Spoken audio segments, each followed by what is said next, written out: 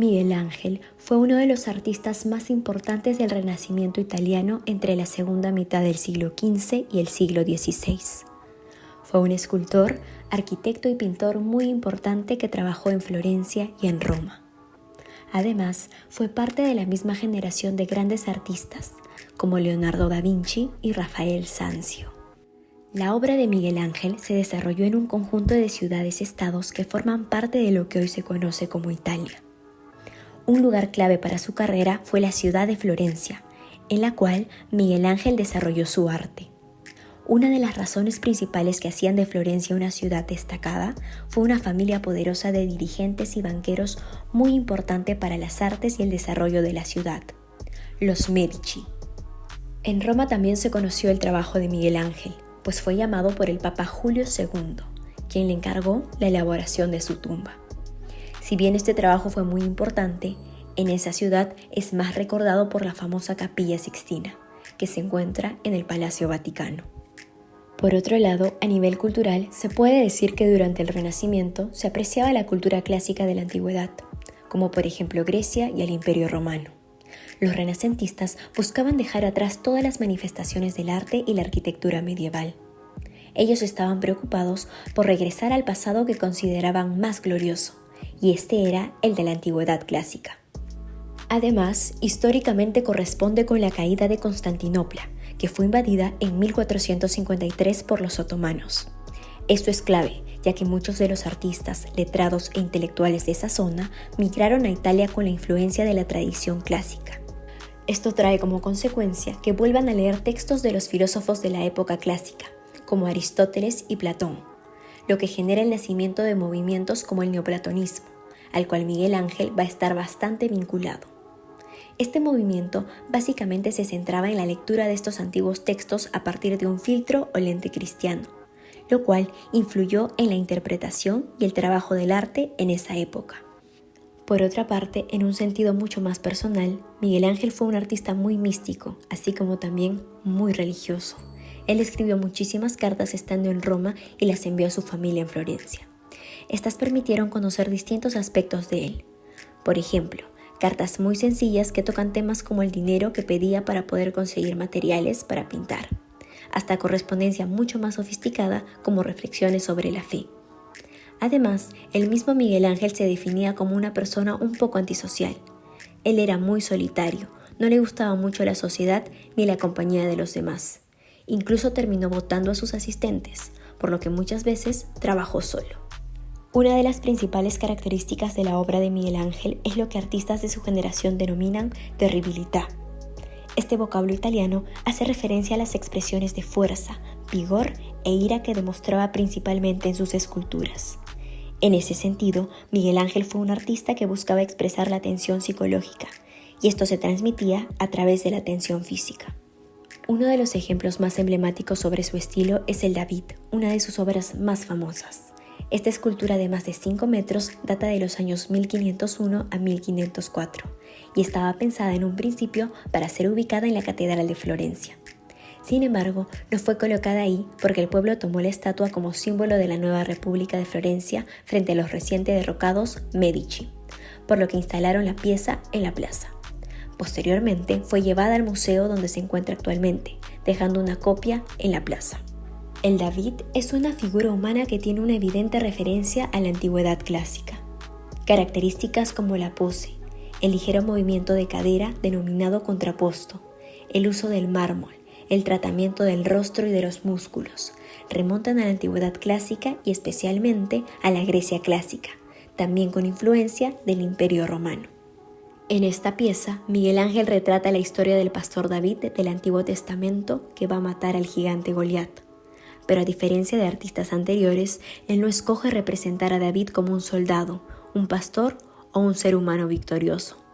Más bien, él decide concentrar los detalles en materializar la atención de David mediante la expresión de su rostro y en la forma en la que sostiene la piedra con la mano.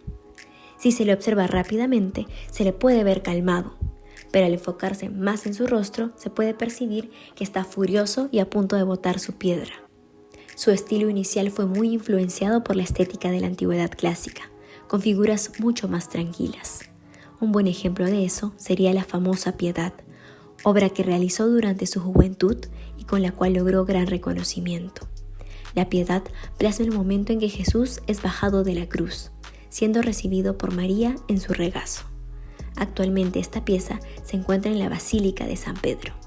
Con el tiempo, Miguel Ángel va encontrando un estilo propio, sobre todo en la escultura y la pintura. Dicho estilo va a ser el de más tensión en su obra, a veces incluso no respetando tanto la proporción y privilegiando la expresión. Por ejemplo, el David tiene la mano y los brazos muy grandes, lo que busca enfatizar la acción que está por realizar el personaje. Miguel Ángel es un artista que parece seguir y entender todo lo que caracterizaba al Renacimiento, como la belleza, la proporción y la imitación de la naturaleza. Aunque en realidad se dio unas licencias, lo que le da un carácter original a su obra. Por ejemplo, en la pintura, poco a poco fue incluyendo colores muy extravagantes y estridentes, a diferencia de sus contemporáneos como Leonardo o Rafael, que utilizaron colores más tranquilos y armoniosos. Esto se puede observar en una de sus obras más representativas, que es la bóveda de la Capilla Sixtina, llamada así en honor al Papa Sixto IV. El Papa Julio II le encargó a Miguel Ángel la decoración de la bóveda, pues otros artistas ya habían pintado los muros. Además, al pintarla sin asistentes, le tomó 4 años culminar la obra. Aquí mezcló temas del Antiguo Testamento, escenas del Génesis como Adán y Eva con escenas paganas de desnudos, y pintó, años después, las escenas del juicio final. Esta temática de la mezcla de lo pagano y lo religioso fue muy común durante el Renacimiento. Por otro lado, en la arquitectura fue un artista muy influyente que participó y trabajó en obras muy famosas en Florencia y Roma, como por ejemplo la Basílica de San Pedro, la escalinata y vestíbulo de la Biblioteca Laurenciana, la Cordonata Capitolina, la Puerta Pía, el Palacio de Farnese, entre otras. Además, también desarrolló los cánones de la arquitectura renacentista, que implicó que ya no se construyan grandes edificios como las catedrales góticas, sino más bien estructuras a escala humana, con mayor proporción y rigor. Como menciona Cécile Michaud, profesora del Departamento de Humanidades de la Pontificia Universidad Católica del Perú, el legado de Miguel Ángel es inmenso. Las generaciones siguientes a él, como los manieristas, estuvieron fuertemente influenciados por su obra y la de otros maestros como Rafael y Leonardo. De igual manera, la influencia de Miguel Ángel se extiende en la arquitectura, escultura y pintura hasta el siglo XVII por lo menos. Artistas como Gian Lorenzo Bernini, Pedro Pablo Rubens, entre otros, tienen una afinidad estética y teórica con él. Además, en los años posteriores también influenció diferentes tipos de estilos pictóricos. Uno de ellos, el ilusionismo, que se concentraba en dar la sensación de arquitectura mediante la pintura, así como Miguel Ángel lo hizo en la bóveda de la Capilla Sixtina. Con los años, esto se retomó en varias ciudades de Europa, lo cual es una clara evidencia de lo influyente de sus obras. No cabe duda que Miguel Ángel es uno de los pocos artistas ampliamente conocidos del mundo occidental. Sus obras, técnicas y estilo han sido un referente fundamental en el desarrollo de las artes a lo largo de los siglos posteriores. Su trabajo pertenece a una larga tradición de formas de aprender y sentir el arte. Nos ha dejado piezas de una calidad fantástica que integran un inmenso patrimonio cultural mundial. En la actualidad, mucha gente reconoce sus obras más emblemáticas y muchos viajan para conocer sus trabajos. Estos inclusive son utilizados en merchandising o souvenirs, por lo que una gran cantidad de turismo se genera gracias a la significancia de sus obras. Él es desde luego uno de los artistas más famosos de todos los tiempos.